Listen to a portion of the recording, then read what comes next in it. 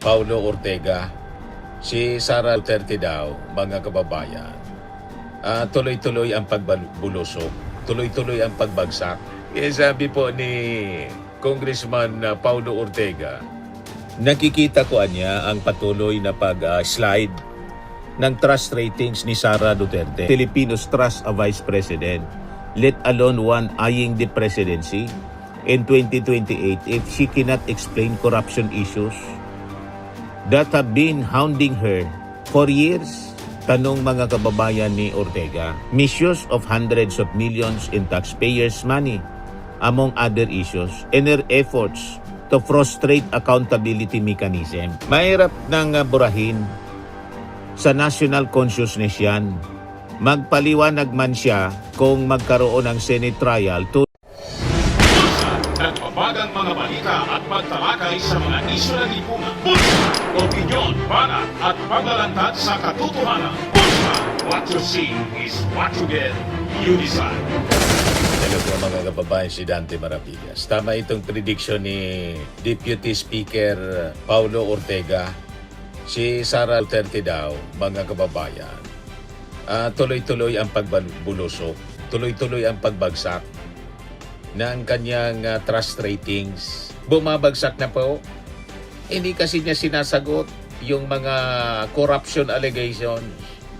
Siyempre, mawawala ng tiwala mga kababayan yung ating mga mamamayang Pilipino. Lalo, ready daw siya na sagutin. I want a bloodbath sabi niya. Pero wala pa mga kababayan na nangyayaring bloodbath.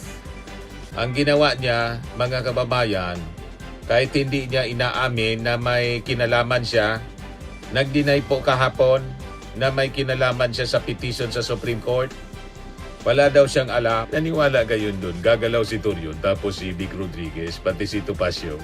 Siyam na mga abogado gumalaw. Sabay-sabay nag-file ng petition, mga kababayan. Tapos wala daw siyang kinalaman. Kaya sabi po ni Congressman Paulo Ortega, nakikita ko niya ang patuloy na pag-slide ng trust ratings ni Sara Duterte. Sa gitna ng hindi niya pagsagot sa corruption issues, DS Ortega sees further slide in BP Duterte trust ratings amid unanswered corruption issues, flags strongest distrust in Mindanao. Sabi po ni Ortega, tingin ko babagsak pa yung trust ratings niya. Matagal nang nakabitin yung mga issue na yan na hindi niya maipaliwanag kasi wala naman siyang sagot dyan. Yan ang nakatanim sa isipan ng taong bayan. Kaya ganyan kalawak ang distrust sa kanya. Ortega, one of the endorsers ng fourth impeachment complaint laban kay Sara Duterte. Tama po yung analysis ni Congressman Ortega. Pabulusok ng pabulusok po yung ratings ni Sara. Kasi po, normal siya. Pag ikaw nasa taas, bababa ka, siyempre. Kaya nakita ninyo, yung mga nangunguna sa survey na matagal pa yung eleksyon, talo, siguradong mag-iiyakan po yung mga DDS. At si Sara Duterte, nakita nga natin, nangangayayat na si Sara, hindi na yung dating chubby-chubby, yung kanya pong muka, nangayayat na.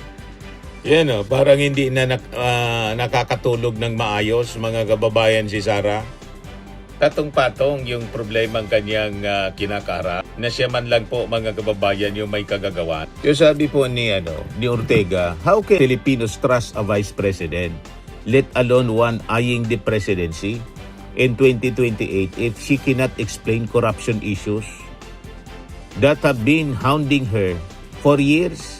Tanong mga kababayan ni Ortega. He made a prediction in reaction to Pulse Asia's Ulat ng Bayan survey showing that over half or 51.5% of those who distrusted her pointed to her alleged involvement in corruption as the main reason. Next on the list were her threats against the administration, 21.4%. Repeated cursing, 5.4% yung pagmumura niya. Inability to do anything, 5.1%. And frequent travels abroad, 4.5%. Unti-unti na pong nagigising yung ating mga mamamayang Pilipino sa patuloy na pag-iwas ni Sara Duterte. So doon nare-realize ng ating mga kababayan, talagaan niyang totoo.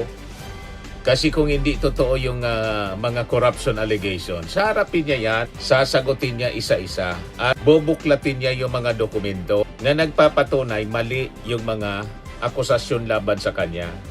Umiiwas mga kababayan. So ang ibig sabihin pag umiiwas, tulad ng sinasabi natin, flight is an indication of guilt. Yung pag-iwas, pagtakas sa mga katanungan, pag-iwas sa mga katanungan is an indication of guilt. Guilty kasi. So sabi dito mga kababayan sa balita, the House leader noted that the survey was conducted before Duterte declined the invitation of the House Committee on Justice in prior to the filing of a petition by lawyers identified with the Duterte before the Supreme Court seeking to halt the House impeachment hearings. Kaya ganon ang prediction ko. It takes into account the Vice President's continued intentional refusal to explain her alleged involvement in corruption, bribery, the threats she made against the President, misuse of hundreds of millions in taxpayers' money, among other issues, and her efforts to frustrate accountability mechanism. Mahirap nang burahin sa national consciousness yan. Magpaliwanag man siya kung magkaroon ng Senate trial, too little too late na, sabi po ni Ortega. Yan din siguro ang rason kung bakit kakaunti sa ating mga kababayan ang naniniwala na kaya niyang mamuno sa ating bayan. Correct, mga kababayan. Kasi yung iniisip ng mga tao, tulad ngayon, may krisis tayo. Nagmamagaling si Sara at yun ang narrative na tinutulak ng mga DDS. Kung hindi niya kayang harapin mga kababayan yung Congress, yung krisis pa mga kababayan tulad ng Middle East crisis, yung simpleng tanong nga po kung sino si Piatos, kailangan pa niya na magbayad ng 16 na mga abogado na hindi man sinagot. Nag-hire pa siya ng abogado. Nagdagdag pa ng siyam, 25 na mga abogado. Mas marami pa sa numero ng mga senador. Imagine that. Ganun karami. Kung yon kailangan niyang magpasaklolo, simpleng identity ni Piatos, kailangan niyang magpasaklolo sa 25 mga senador. Krisis pa sa Middle East, kaya niyang harapin. O yung mga problema sa Panguluhan mga kababayan. Di ba? Problema niya nga sa pagiging Vice Presidente. Hirap na siya mga kababayan na harapin. Yon ang punto dito mga kababayan. On Saturday, House Committee on Public Accounts Chair Terry Ridon of Bicol Saro Party List said, Duterte is facing deepening public distrust driven by her continued evasion of serious corruption allegation and her reliance on legal efforts to halt the impeachment process. The 51.5% distrust anya is not accidental. It is the direct result of the continued evasion of serious allegations, especially sa confidential funds, sabi po ni Ridon. Ayon sa kanya, the committee is expecting government agencies issued with subpoenas to submit tax, business and documents of the Vice President in the coming days. The subpoenas will be complied with.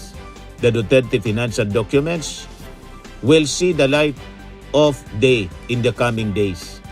The longer the answers do not come, the stronger the distrust becomes.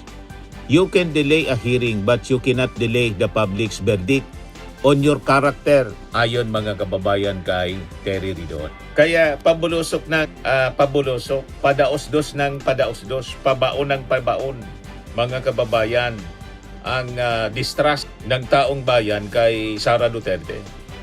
Pataas ng pataas ang distrust pala, padaos-dos ng padaos-dos ang tiwala ng mga mamamayang Pilipino kay Sara Duterte kasi hindi niya sinasagot yung mga corruption allegations. So ang kaulugan kasi niyan, totoo na nilusta yung milyon-milyon thousands of millions of public fund. Hindi papayag sa ganyan yung ating mga mamamayang Pilipino na iuupo nilang presidente. Ang walang accountability, mga kababayan. Ngayon, sabi naman po ni San Juan Representative Isabel Maria Zamora, Vice Chairperson po ng House Justice Panel, there is more evidence now than last year in the impeachment case laban daw kay Sara Duterte. More evidence has now been attached to the impeachment complaint against the Vice President than what was available last year. Adding weight anya to the case now under review by the House Committee on Justice. As lawmakers move toward determining whether there is probable cause to proceed. Yan mga kababayan, kaya walang sumipo, hindi kayang sagutin mga kababayan ni Sara at pati ng kanyang mga abogado. Hindi sinagot. Walang sinagot sa mga kaso, mga kababayan. In fact, sabi ni Zamora, there are more pieces of evidence now kasi may nadagdag na attachments doon sa complaint. So we saw the impeachable offenses last year. They are similar to the impeachable offenses mentioned this year. And like I assured my colleagues, mayroon pong kaso. She acknowledged that impeachment inevitably unfolds in a political environment, especially with the next election drawing closer, but argued that members of the committee are gradually seeing that the process is anchored on real cause and not on empty accusations or speculation, sabi po niya. Well, of course, dahil paparating na po ang next election, kaya again, we admit nga po this is a political process. But as we go along, I believe that our colleagues are seeing the cause that the members of the Committee on Justice are fighting for, ika nga. Paminsan po, may nagtatanong sa atin kung may ebidensya ba, may point ba ito, may kaso ba? And I said, like before, sabi, pareho naman po yung kaso eh. So yun mga kababayan, yung sabi ni Zamora.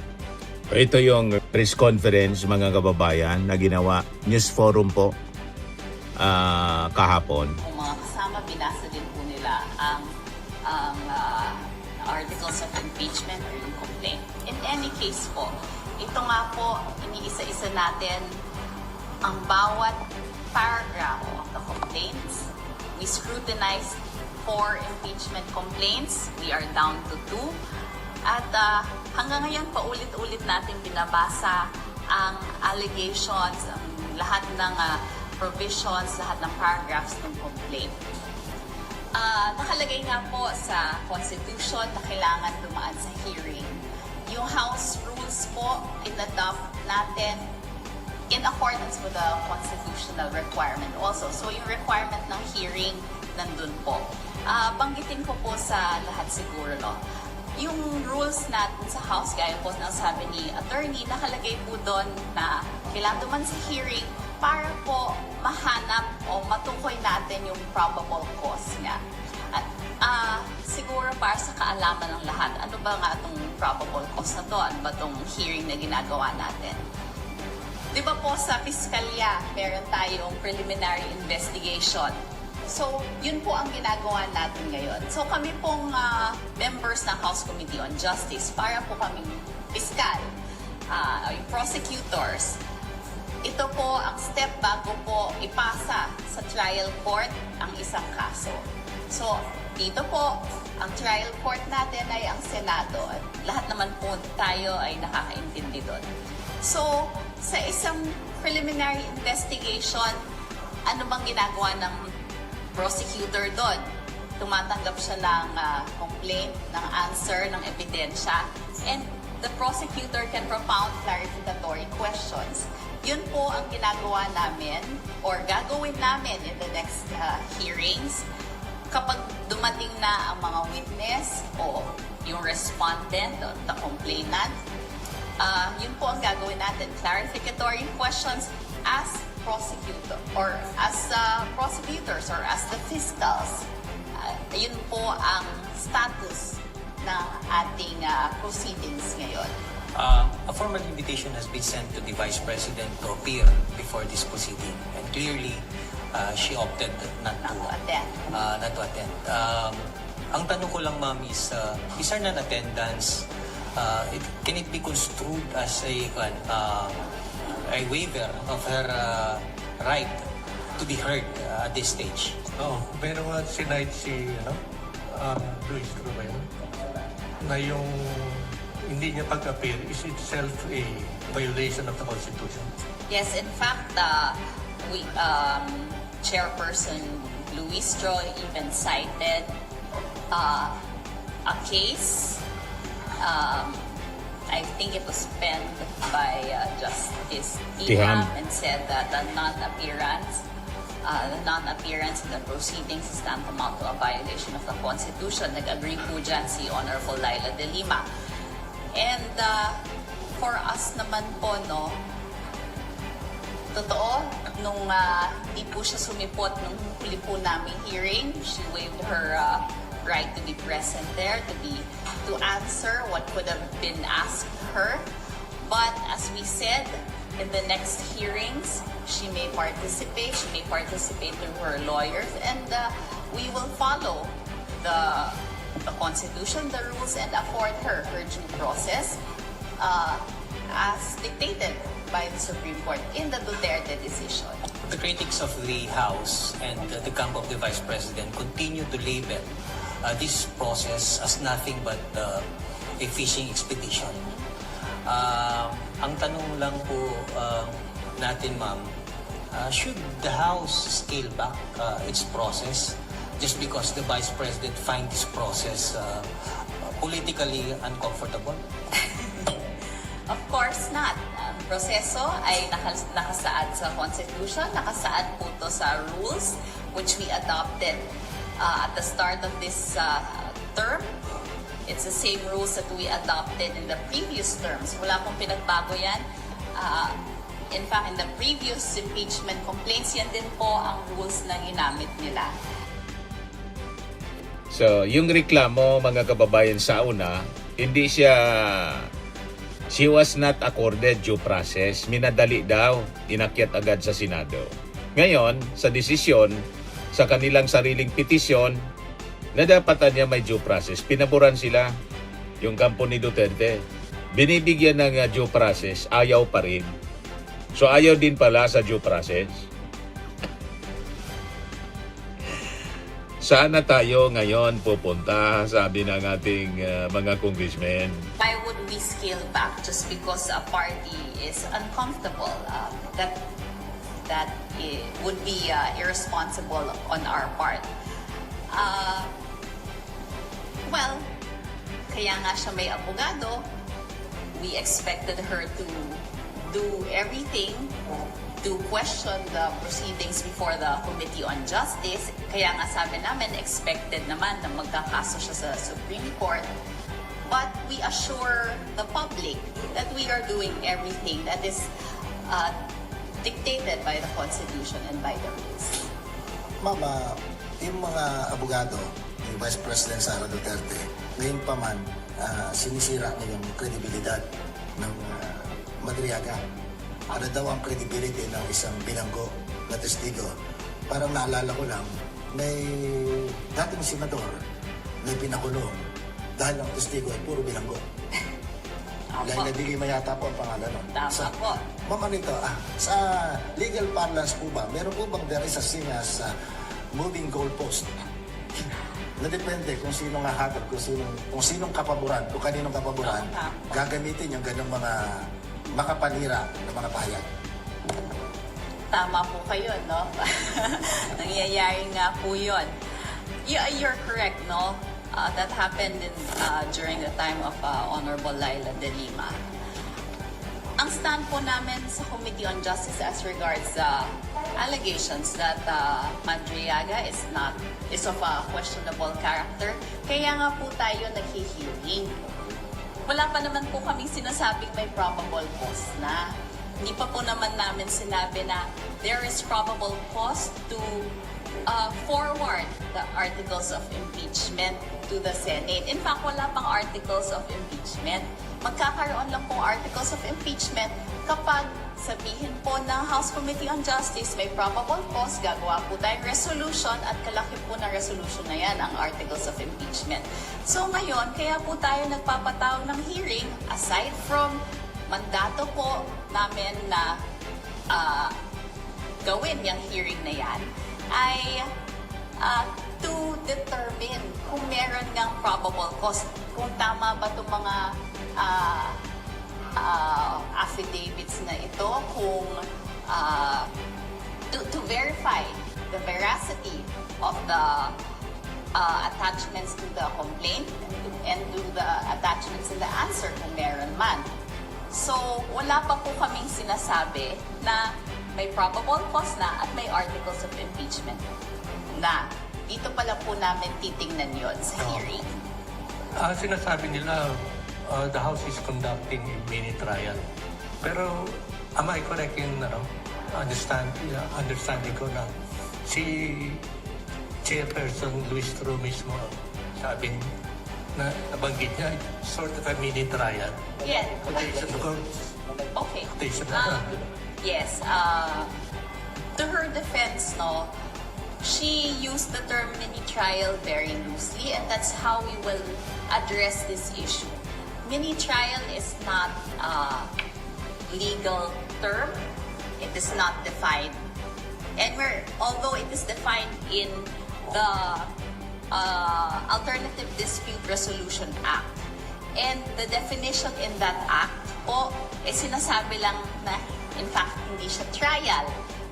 It's like a meeting of the parties and there is some sort of a mediator. In short, hindi pa rin po siya trial.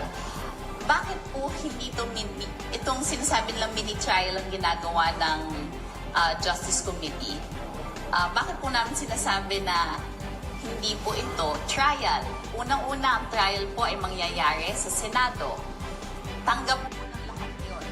Second, ang sabi po, mag-hearing po kami. Sabi po ng Constitution, sabi po ng rules namin na kailangan namin mag-hearing.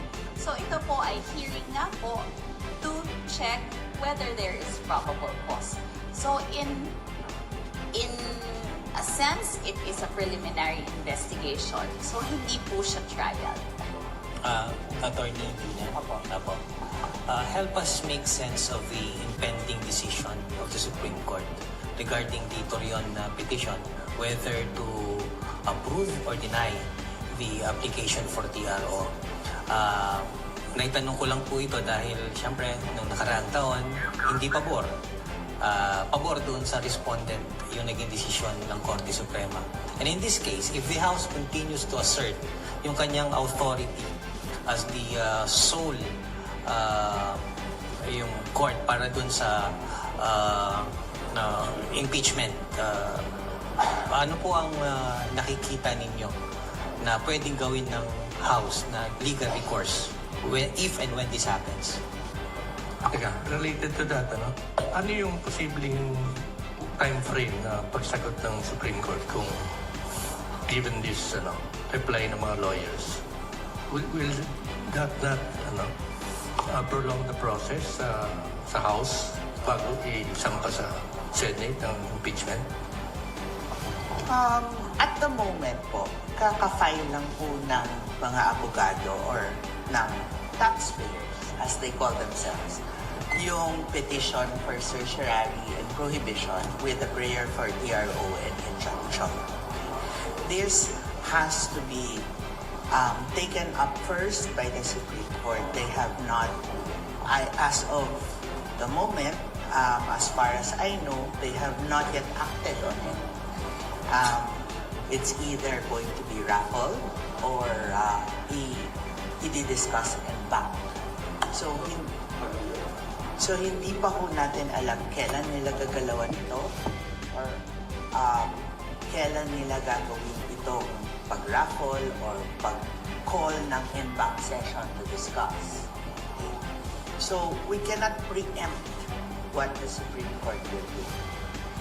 Now, as to the House, I believe na they should just go on with what is mandated by the Constitution, which is hearing this matter on probable cause. tulad po ng sabi earlier, ang mga members ng Committee on Justice, naroon sila parang fiscal, di ba? Personal determination yan ng probable cause.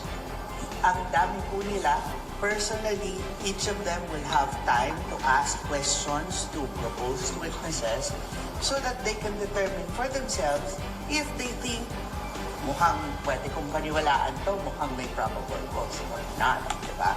So, on that note, the Committee on Justice being mandated by their own rules and by the Constitution to have this hearing should push through with whatever has already been planned.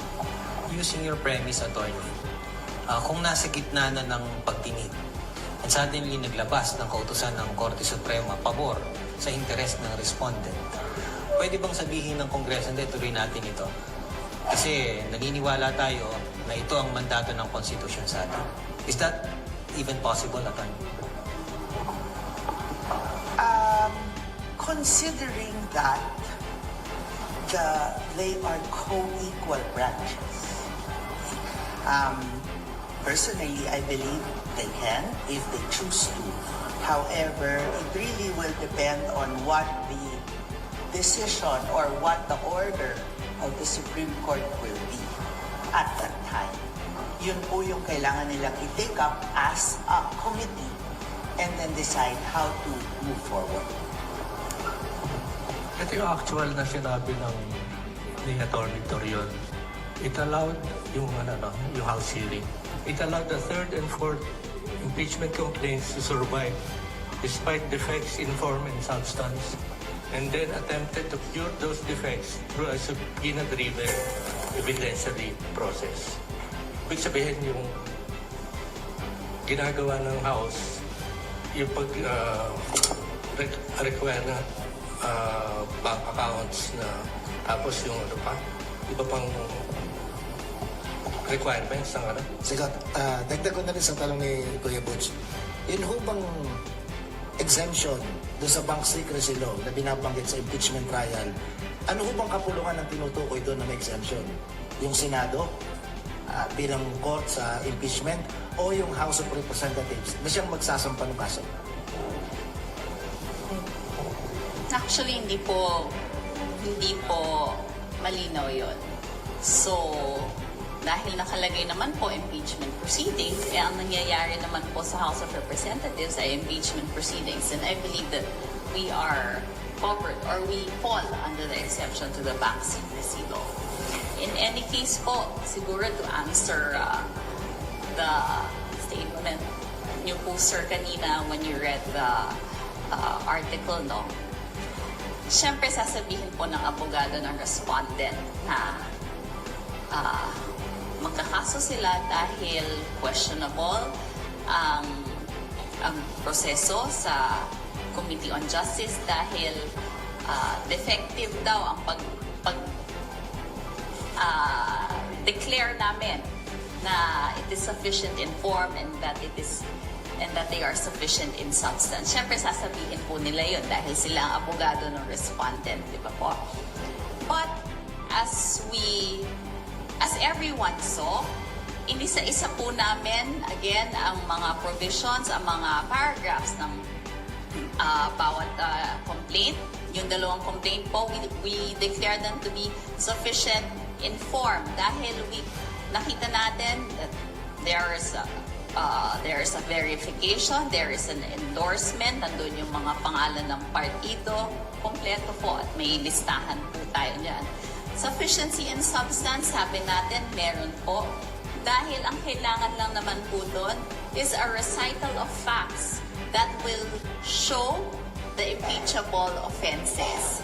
Meron po tayong listahan ng impeachable offenses. Nakita po natin ang recital of facts or yung ultimate facts. Meaning po, ano pa po yung ginawa mismo ng respondent.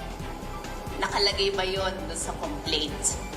Hindi po natin hinahanap dito ang tinatawag ng mga abogado na evidentiary facts, which are the facts that would in short, yung ebidensya po mismo, no? Di pa po yun. Ang kailangan lang na nakalagay sa complaint ay yung specific act na ginawa po ng respondent sa isang impeachment complaint. At nakita natin na nakalagay naman po yun. Kaya natin dineclare na sufficient in substance. Kaya po, napanood naman po ng lahat ang proseso ng Committee on Justice. So we believe that we followed the requirements of our rules and the Constitution step by step. Yung silence yata, parang meron ng kopya ang House. Hindi ba sabi ni Atty. Redon, nakita niya na yung mga silence And 50 million ang hindi nagtutugma dun sa legal compensation niya since the time na mayor siya. Correct po. Nung may isang hearing po noon na may finlash po si Congressman Redon sa screen. So hindi kailangan, halimbawa mag-appear yung si Ombudsman and certify yung validity ng mga evidence. Well, since we sent a subpoena to the Ombudsman and we requested for some documents, I believe that they will comply. Opo. AMLA po, hindi pa po. Ma'am, alam naman po natin yung impeachment is both legal and political. And between the two of you, ma'am, you're in a better position to answer yung political side ng issue na ito. Meaning sa inyong mga kasamahan sa Kongreso, ganun pa ba kainit ang pagsuporta nila sa inisyatibang ito? Considering na nitong mga nagdaang araw, meron kayong mga kasamahan na parang dili-dali dun sa pagsuporta. Ano ang damdamin sa kasalukuyan ng inyong mga kasamahan? Tama po. I admit that some may be dilly-dallied. I admit that some congressmen have questions compared to last year. Well, of course, dahil paparating na nga po ang next elections, no? Kaya, again, and we admit nga po na this is a political process. But as we go along, I believe that our colleagues are seeing the cause that the members of the Committee on Justice are fighting for, ika nga. Paminsan po may nagtatanong sa atin kung may ebidensya ba, may point ba to, may kaso ba. And I said, like before, sabi ko, pareho naman po yung kaso eh. Like before, and in fact, there are more pieces of evidence now kasi may nadagdag. May nadagdag na attachments po dun sa complaint. So, we saw the impeachable offenses last year. They are similar to the impeachable offenses mentioned this year. And